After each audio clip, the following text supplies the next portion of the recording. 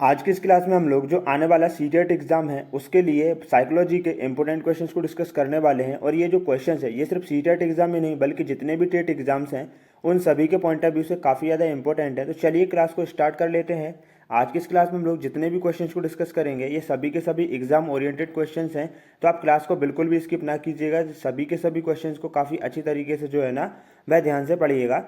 देखिएगा, first question है, निम्नलिखित में से कौन सा बच्चे के शारीरिक विकास को दर्शाता है। तो बताइएगा कौन सा जो है ना वह बच्चे के शारीरिक विकास को दर्शाता है। आपके ऑप्शन हो जाएंगे नकारात्मक, मात्रात्मक, गुणात्मक और सकारात्मक। आंसर क्या हो जाएगा बताइएगा। देखिएगा, हम यहाँ पर बात करें तो नकारात्मक तो होगा ही नहीं क्योंकि ये शारीरिक विकास को नहीं दर्शाता है, ना ही सकारात्मक। और देखिए जो गुणात्मक है ये बच्चे के जो विकास है, ठीक है ना, उसको दर्शाता है। जो विकास है उसमें मात्रात्मक जो है और वह गुणात्मक दोनों तत्व शामिल रहते हैं। लेकिन हम यहाँ पर बात करेंगे सिर्फ शारीरिक विकास की। तो शारीरिक विकास जो है ना वह मात्रात्मक है, यह शारीरिक विकास को दर्शाता है। आंसर क्या हो जाएगा? आंसर हो जाएगा यहाँ पर ऑप्शन नंबर बी हो जाएगा। क्योंकि देखिएगा शरीर का हमारा विकास होता है, जैसे कि देखिएगा लंबाई, ठीक है ना, लंबाई होगी, ठीक है, कैसे होगी? मात्रात्मक रूप में होगी, ऊंचाई वगैरह, ठीक है। तो ये किस रूप में होगी? यह मात्रात्मक तौर पर होती है। तो इसका आंसर क्या हो जाएगा? ऑप्शन नंबर यहाँ पर बी हो जाएगा। अगला क्वेश्चन देखेंगे, बच्चे की वृद्धि और विकास का अध्ययन करने के लिए सबसे अच्छा तरीका कौन सा है। जो बच्चा है उसकी वृद्धि और विकास दोनों का अध्ययन करने के लिए सबसे अच्छा तरीका कौन सा है? मनोविश्लेषणात्मक विधि, तुलनात्मक विधि, विकासात्मक विधि या फिर सांख्यिकी विधि। आंसर क्या हो जाएगा देख लेते हैं। इसका जो आंसर है ना वह हो जाएगा ऑप्शन नंबर सी। हम बात करें यदि बच्चे की वृद्धि और विकास का अध्ययन करने के लिए जो सबसे अच्छा तरीका है वह है विकासीय विधि का। आगे देखेंगे, नेक्स्ट क्वेश्चन है, शिक्षण प्रक्रिया को बढ़ाने के लिए प्रौद्योगिकी के उपयोग को शिक्षा में डैश कहा जाता है। तो यहाँ पर देखिए क्वेश्चन को ध्यान से पढ़िएगा। शिक्षण प्रक्रिया को बढ़ाने के लिए प्रौद्योगिकी के उपयोग को शिक्षा में डैश कहा जाता है। जब शिक्षण प्रक्रिया को बढ़ाने के लिए जो प्रौद्योगिकी है उसका उपयोग किया जाता है तो शिक्षा में इसको क्या कहा जाता है? आईटी, आईसीटी, सूचना प्रौद्योगिकी या फिर संचार प्रौद्योगिकी। आंसर क्या हो जाएगा देखिएगा। आंसर हो जाएगा ऑप्शन नंबर बी हो जाएगा। इसको आईसीटी कहा जाता है, याद रखिएगा। यदि जो शिक्षण प्रक्रिया है उसको बढ़ाने के लिए प्रौद्योगिकी का उपयोग शिक्षा में किया जाता है तो उसको आईसीटी कहा जाता है। अगला क्वेश्चन है, विकास में शब्द पी एस आर एन, ठीक है ना, जो विकास में जो शब्द है पी एस आर एन, इसका क्या मतलब होता है? देखिए काफ़ी इंपॉर्टेंट क्वेश्चन है ये वाला, ध्यान रखिएगा। विकास में जो शब्द है पी एस आर एन, ठीक है, पी एस आर एन, यहाँ पर इसका मतलब क्या होता है देख लेते हैं हम लोग। आपके ऑप्शन हो जाएंगे यहाँ पर समस्या को हल करना, तर्क करना और संख्यात्मकता। क्या यह उसका हल जो है ना उसका मतलब होगा? समस्या को हल करना, रिश्ते और संख्या, अवधारणात्मक कौशल, तर्क और संख्यानात्मक, अवधारणात्मक कौशल, संबंध और संख्या। तो देखिएगा इसका मतलब क्या हो जाएगा। हम बात कर रहे हैं यहाँ पर पी एस आर एन की। तो पी एस आर एन का मतलब क्या होता है देख लेते हैं हम लोग। इसका मतलब हो जाएगा ऑप्शन नंबर यहाँ पर सी, अवधारणात्मक कौशल, तर्क और संख्यात्मकता, ठीक है। यह किसका मतलब हो जाएगा? पी एस आर एन का यहाँ पर मतलब हो जाएगा अवधारणात्मक कौशल, तर्क और संख्यानात्मकता। याद रखिएगा क्योंकि इस प्रकार के क्वेश्चन एग्जाम में पूछे जाते हैं। व्यक्ति अपनी गलतियों से सीखता है, यह कथन किस सिद्धांत पर आधारित है? देखिएगा यहाँ पर व्यक्ति जो है वह अपनी गलतियों से ही सीखता है, तो यह कथन किस सिद्धांत पर आधारित है? आपके ऑप्शन हो जाएंगे इंस्ट्रूमेंटल कंडीशनिंग, इनसाइट, परीक्षण और त्रुटि, शास्त्रीय कंडीशनिंग। आंसर बताइएगा, इसका आंसर क्या हो जाएगा? देखिएगा आंसर इसका हो जाएगा ऑप्शन नंबर सी। हम बात करें व्यक्ति अपनी गलतियों से सीखता है, यह कथन किस सिद्धांत पर आधारित है? तो यह परीक्षण और त्रुटि पर आधारित है। देखिएगा प्रयास एवं जो त्रुटि का सिद्धांत है यह किसके द्वारा दिया गया था? प्रयास एवं त्रुटि का सिद्धांत तो यह दिया गया था थॉर्नडाइक के द्वारा। और इनके सिद्धांत को हम लोगों ने कंप्लीटली डिस्कस कर लिया है और सिद्धांतों से रिलेटेड काफ़ी ज़्यादा क्वेश्चन एग्जाम में पूछे जाते हैं। तो आप लोग जो है ना इन सभी क्लासेस को भी देख लें। उन सभी क्लासेस की प्लेलिस्ट का लिंक आपको डिस्क्रिप्शन और आई बटन में मिल जाएगा, तो उन पर आप क्लिक करके उन क्लासेस को भी देख सकते हैं। देखिएगा जब बच्चे गलतियां करता है ना तो वह तभी सीखता है। कौन सा सिद्धांत कहता है? परीक्षण और त्रुटि का सिद्धांत कहता है। प्रयास में जो त्रुटि का सिद्धांत है थॉर्नडाइक का, वह यह कहता है। अगला क्वेश्चन देखेंगे, व्यक्तिगत अंतरों को पूरा करने में शिक्षक की क्या भूमिका होनी चाहिए। यहाँ पर बात हो रही है जो व्यक्तिगत अंतर रहते हैं उनको पूरा करने में शिक्षक की क्या भूमिका होना चाहिए। एक बात और, जब आप पेडागोजी को सॉल्व करें किसी भी सब्जेक्ट की तो आप इमेजिनेशन करें कि आप टीचर हैं और ठीक है आप टीचर हैं और एक कक्षा में पढ़ा रहे हैं। तो देखिए जब आप एक व्यक्तिगत जो अंतर हैं उनको पूरा करेंगे तो आपकी क्या भूमिका होना चाहिए। आपके ऑप्शन है व्यक्तियों की क्षमताओं, रुचि और योग्यताओं को जानने का प्रयास करें, बिल्कुल हो सकता है, क्योंकि जब आप बच्चों की जो क्षमताएं हैं, उनकी रुचि हैं और उनकी योग्यता को जान लेंगे तो उसके अकॉर्डिंग आप जो भी स्टडी वगैरह जो है, आपकी जो शिक्षण नीति रहेगी वह आप उनके अकॉर्डिंग बना सकेंगे, और जिससे कि उनको काफ़ी अच्छे से जो है ना वह लर्निंग जो सीखने को मिलेगा। आगे देखेंगे, लर्न कर सकेंगे वह व्यक्तियों की आवश्यकताओं के अनुसार पाठ्यक्रम को समायोजित करने का प्रयास करें। बिल्कुल उनकी जो आवश्यकताएं है ना, उनके अनुसार जो पाठ्यक्रम है उनको समायोजित करने का प्रयास भी कर सकते हैं। आंसर देख लेते हैं। फिलहाल आंसर हो जाएगा ऑप्शन नंबर सी। बिल्कुल यहाँ पर ए और बी दोनों हो जाएंगे। व्यक्तिगत अंतरों को पूरा करने के लिए व्यक्तियों की क्षमताओं, रुचि और योग्यताओं को जानने का प्रयास भी करना चाहिए, और व्यक्तियों की आवश्यकताओं के अनुसार पाठ्यक्रम को समायोजित करने का प्रयास करना चाहिए। आंसर यहाँ पर ऑप्शन नंबर सी हो जाएगा। नेक्स्ट क्वेश्चन को देख लेते हैं। नेक्स्ट क्वेश्चन है, शिक्षकों को छात्रों को स्पष्ट रोचक तरीके से जानकारी प्रस्तुत करनी चाहिए। देखिए, शिक्षकों को क्या करना चाहिए, छात्रों को, जो छात्र हैं उनको स्पष्ट और रोचक तरीके से मतलब हो जाएगा कि उनको उसमें इंटरेस्ट होना चाहिए, प्रस्तुत करनी चाहिए, और इस नई जानकारी को छात्रों से संबंध करना चाहिए। ठीक है, तो देखिए, पता नहीं पहले से ही पता है, जानने के लिए तैयार, जानने के लिए तैयार नहीं। यहाँ पर देखिए एक अलग सा क्वेश्चन है, इसको ना आपको समझना है, क्योंकि इस प्रकार के क्वेश्चन भी आ जाते हैं एग्जाम में। क्वेश्चन को फिर से पढ़ते हैं हम लोग। शिक्षकों को छात्रों को स्पष्ट रोचक तरीके से जानकारी प्रस्तुत करनी चाहिए और इस नई जानकारी को छात्रों से संबंधित करना चाहिए। पता नहीं पहले से ही पता है, ठीक है, जानने के लिए तैयार, या फिर हम बात करेंगे जानने के लिए तैयार नहीं। आंसर देख लेते हैं फिलहाल। तो आंसर हो जाएगा यहाँ पर ऑप्शन नंबर बी, पहले से ही पता है। ठीक है, देखिए, शिक्षकों को छात्रों से जो स्पष्ट और रोचक तरीके से जो जानकारी प्रस्तुत करते हैं वह पहले से ही जो उनको पता रहती है ना, उसके साथ उसको संबंधित करना चाहिए। इस नई जानकारी को छात्र से संबंधित करना चाहिए जो उनको पहले से ही पता होता है। देखिए, बच्चे जब स्कूल आते हैं तो ऐसा नहीं है कि बिल्कुल ही यहाँ पर शून्य हो, उनको ना अपनी भाषा तो आती है और वह अपनी भाषा में जो है ना अपनी बात रख सकते हैं। तो उसी बात जो उनकी बातें रहती है ना, तो उसमें नई जानकारी उनमें ऐड करना चाहिए। टीचर को स्पष्ट और रोचक तरीके से जो भी जानकारी प्रस्तुत करते हैं वह उसमें उनकी ऐड करना चाहिए। आंसर हो जाएगा यहाँ पर ऑप्शन नंबर बी। थोड़ा अलग से क्वेश्चन है, लेकिन हाँ, इसको आप लोग नोट डाउन कर लेना।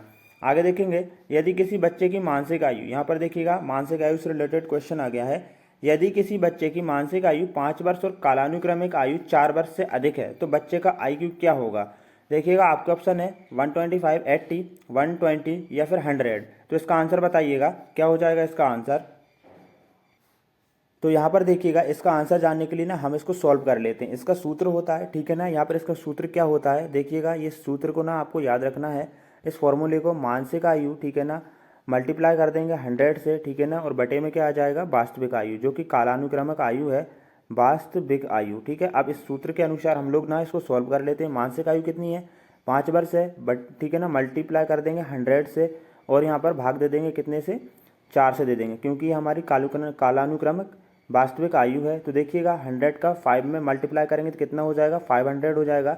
अब 500 में ना 4 का जो है ना भाग दे देंगे। देख लेते हैं हम लोग, यहाँ पर इसको देंगे, ठीक है, भाग देंगे तो 4 का, ठीक है, 4 एकम 4, ठीक है, एक बार आ जाएगा, बचेंगे 2, ठीक है। देखिएगा, यहाँ पर क्या हो जाएगा, 4 एकम 4, इसके बाद में 4 दूनी 8 हो जाएगा, 2 बचेंगे, ठीक है, 20 हो जाएगा, तो कितना आ जाएगा, 5, मतलब कि 125 हो जाएगा। यहाँ पर IQ कितना हो जाएगा, 125 हो जाएगा।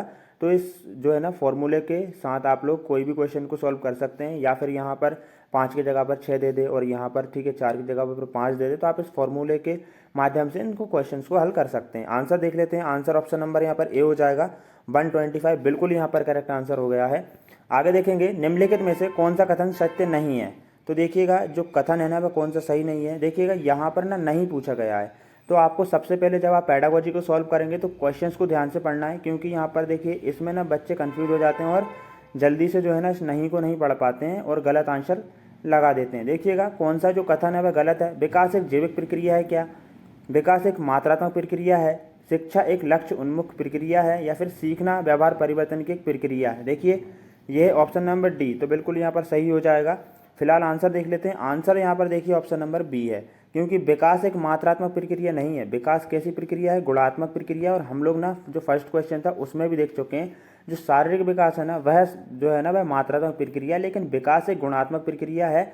तो यहाँ पर देखिए विकास एक जैविक प्रक्रिया है, बिल्कुल सही है। शिक्षा एक लक्ष्य अनुमुखी प्रक्रिया, यह भी सही है। सीखना व्यवहार में परिवर्तन की एक प्रक्रिया है, यह कथन भी सही है। लेकिन विकास एक मात्रात्मक प्रक्रिया, यह कथन बिल्कुल सही नहीं है और हमसे यही पूछा गया है कि कौन सा कथन सत्य नहीं है। तो आंसर ऑप्शन नंबर यहाँ पर बी हो जाएगा। अगला क्वेश्चन देख लेते हैं, निम्नलिखित में से कौन सा, ठीक है ना, सोलोस्टिक डोमेन फॉर्मेटिव असेसमेंट, ठीक है ना, असेसमेंट के लिए उपकरण नहीं है।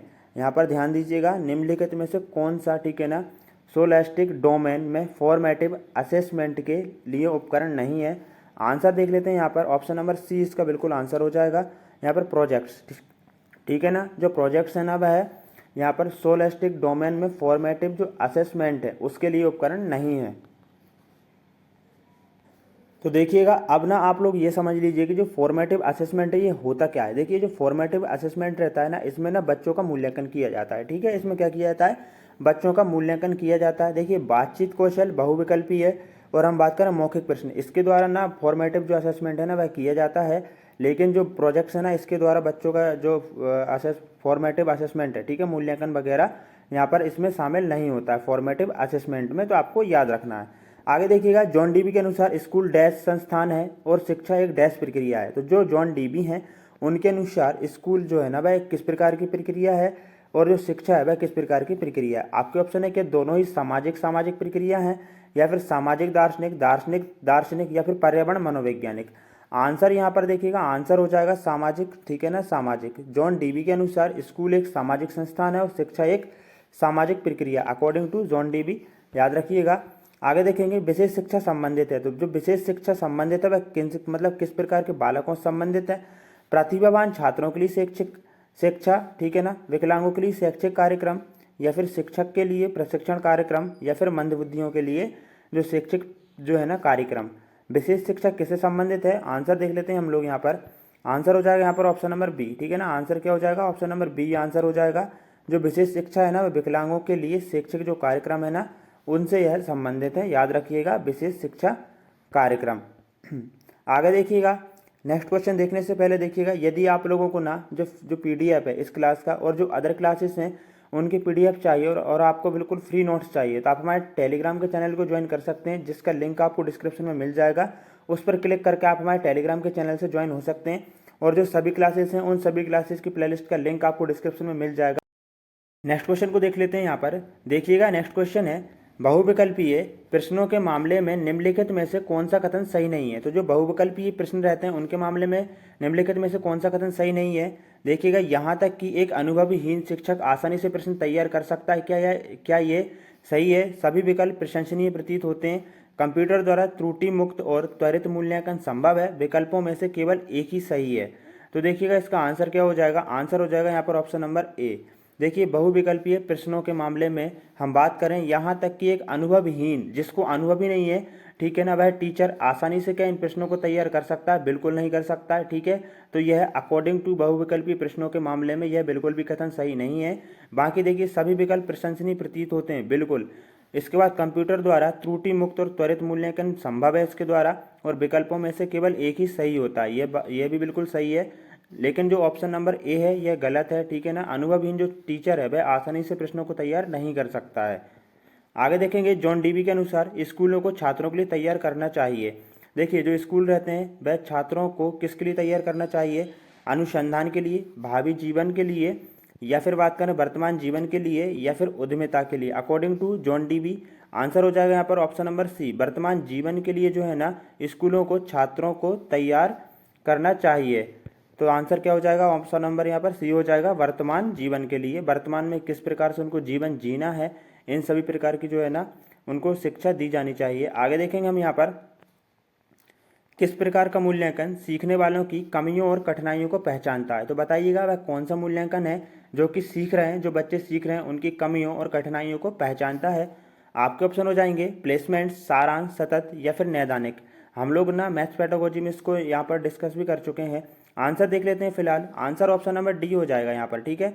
देखिएगा हम बात करें यहाँ पर जो सीखते हैं बच्चे उनकी कमियों और कठिनाइयों को जो है ना उनको पहचानना, उनका पता लगाना, जो नैदानिक परीक्षण है ना इसके अंतर्गत किया जाता है। और तत्पश्चात जो इनकी कठिनाइयाँ रहती हैं उनका पता लगाने के पश्चात उनको जो उपचारात्मक शिक्षण रहता है ना वह प्रदान किया जाता है। तो याद रखिएगा उपचारात्मक जो है ना वह कब प्रदान किया जाता है, जब उनकी कठिनाइयों का निदानात्मकता के द्वारा पता लगा लिया जाता है। अगला क्वेश्चन देख लेते हैं, जैसे जैसे लोग बड़े होते हैं सीखने की डैश में गिरावट आती है। देखिएगा जैसे जैसे जो लोग हैं, बात करें बच्चे, ठीक है ना, हम बच्चों की बात कर लेते हैं। जैसे जैसे बच्चे बड़े होते हैं बस सीखने की डैश में गिरावट आती है। किस में आती है, पावर, गति, गुणवत्ता या फिर मात्रा। आंसर देख लेते हैं हम, आंसर हो जाएगा ऑप्शन नंबर बी। ठीक है, जैसे जैसे जो बच्चे बड़े होते हैं उनकी सीखने में क्या आता है, जो गति रहती है उसमें गिरावट आती है। आंसर यहाँ पर ऑप्शन नंबर बी हो जाएगा। अगला क्वेश्चन देख लेते हैं हम यहाँ पर, कालानुक्रमिक आयु और शिष्य की मानसिक आयु दोनों 7 वर्ष है। देखिएगा उसे किस श्रेणी में वर्गीकृत किया जा सकता है। आपके ऑप्शन हो जाएंगे सामान्य बुद्धि से नीचे, सामान्य बुद्धि, श्रेष्ठ बुद्धि या फिर जीनियस। यहाँ पर ध्यान दीजिए, कालानुक्रमिक आयु और शिष्य की मानसिक आयु कितनी है, दोनों 7 वर्ष है, उसे किस श्रेणी में वर्गीकृत करेंगे। देखिएगा इसको ना हम लोग सॉल्व कर लेते हैं। देखिए हम लोगों ने सूत्र देखा था, ठीक है ना, बताया था आपको, मानसिक आयु, ठीक है ना, मल्टीप्लाई 100 से करेंगे और डिवाइड कर देंगे, ठीक है, वास्तविक आयु से। तो यहाँ पर देखिए दोनों ही 7 वर्ष है, मानसिक आयु और जो कालानुक्रमिक आयु है, हम देख लेते हैं यहाँ पर, ठीक है, कितना हो जाएगा, 100 का 7 में मल्टीप्लाई करेंगे तो 700 हो जाएगा, और 700 को हम लोगों को ना 7 से क्या करना है, डिवाइड करना है। कितना हो जाएगा यहाँ पर देखिए, ठीक है, कितना हो जाएगा यहाँ पर 100 हो जाएगा। और 100 जो बुद्धि वाले जो बच्चे हैं ना वह किसके अंतर्गत आते हैं, सामान्य बुद्धि के अंतर्गत आते हैं। तो याद रखिएगा। देखिए अब इस प्रकार के क्वेश्चन आपके सामने कोई भी आ जाए, आप उसका आंसर बिल्कुल जो है ना इस फॉर्मूले के माध्यम से निकाल सकते हैं। आगे देखेंगे, सही प्रतिक्रियाओं और उचित व्यवहार को बढ़ाने के लिए निम्नलिखित में से किसका उपयोग किया जाना चाहिए।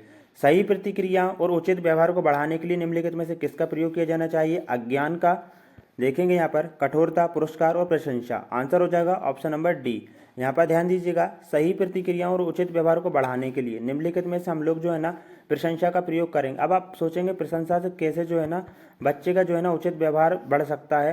तो ध्यान दीजिएगा, देखिएगा जब बच्चे सही प्रतिक्रियाएं करते हैं और उचित व्यवहार करते हैं तो उनकी प्रशंसा करनी चाहिए, जिससे कि उनमें आत्मविश्वास आएगा और वह मोटिवेट होंगे, अभिप्रेरित होंगे और उस प्रकार से व्यवहार को और सही करने की कोशिश करेंगे। अगला क्वेश्चन है, फाइन मोटर मूवमेंट के संबंध में अन्य तीनों में से कौन सा अलग है। देखिएगा फाइन मोटर मूवमेंट के संबंध में अन्य तीनों में से कौन सा अलग है। आपके ऑप्शन है dot joining, dictation, head writing या फिर फलों और सब्जियों का पृथक्करण। तो यहाँ पर देखिए क्लियर दिख रहा है, आंसर ऑप्शन नंबर डी, फलों और सब्जियों का पृथक्करण जो है ना वह फाइन मोटर मूवमेंट के संबंध में अलग है। ठीक है, बाकी dot joining, dictation, hand writing, ठीक है ना, ये सभी के सभी क्या फाइन मोटर मूवमेंट से रिलेटेड हैं। आंसर यहाँ पर ऑप्शन नंबर डी हो जाएगा, यहाँ पर यह इससे रिलेटेड नहीं है। अगला क्वेश्चन देख लेते हैं हम लोग, एक अच्छा अध्यापक विद्यार्थियों के मध्य बढ़ावा देता है। तो एक अच्छा जो अध्यापक है वह विद्यार्थियों के मध्य क्या बढ़ावा देता है, प्रतियोगिता की भावना को, सहयोग की भावना को, प्रतिद्वंद्विता की भावना को या फिर तटस्थता की भावना को। आंसर हो जाएगा यहाँ पर ऑप्शन नंबर, यहाँ पर देखिएगा ऑप्शन नंबर हो जाएगा सहयोग की भावना को, बी आज का आंसर हो जाएगा। एक अच्छा अध्यापक जो है ना वह सहयोग की भावना को बढ़ावा देता है। देखिएगा अब हम लोग ना थोड़ा इसके बारे में बात कर लेते हैं कि जो फाइन मोटर मूवमेंट है ना ये होता क्या है। देखिएगा फाइन मोटर स्किल से मतलब होता है कि यहाँ पर जो छोटी छोटी एक्टिविटीज़ होती हैं जो बच्चों के द्वारा की जाती है, जैसे कि यहाँ पर हम बात करेंगे लिखना, ठीक है ना, हैंड राइटिंग हो जाएगा यहाँ पर, ठीक है, डिक्टेंशन वगैरह, डॉट ज्वाइनिंग वगैरह, मतलब छोटी छोटी एक्टिविटी अपने हाथों का प्रयोग करके, ठीक है ना, लिखना हो गया, और भी कई प्रकार की चीज़ें हो जाती हैं, छोटी छोटी चीज़ें। तो इसके अंतर्गत जो है ना फाइन मोटर मूवमेंट के अंतर्गत ये सभी की सभी आती हैं। हम बात करें यहाँ पर ग्रोस, ठीक है ना, मोटर मूवमेंट के अंतर्गत, तो इसके अंतर्गत जो बड़ी बड़ी एक्टिविटी जैसे कि चलना, कूदना, भागना, ये सभी की सभी चीज़ें जो है ना ग्रोस मोटर मूवमेंट के अंतर्गत आ जाती हैं। तो याद रखिएगा। तो फ्रेंड्स आज की इस क्लास में हम लोगों ने 20 क्वेश्चंस को डिस्कस किया है। आपके कितने क्वेश्चन सही हुए हैं 20 में से कमेंट बॉक्स में जरूर से बताएं, और साथ ही में लाइक करें, बेल आइकन को प्रेस करें, कॉल के बटन पर सेट कर लें, जिससे कि जो नेक्स्ट क्लासेस हैं उनका नोटिफिकेशन आपको मिल सके।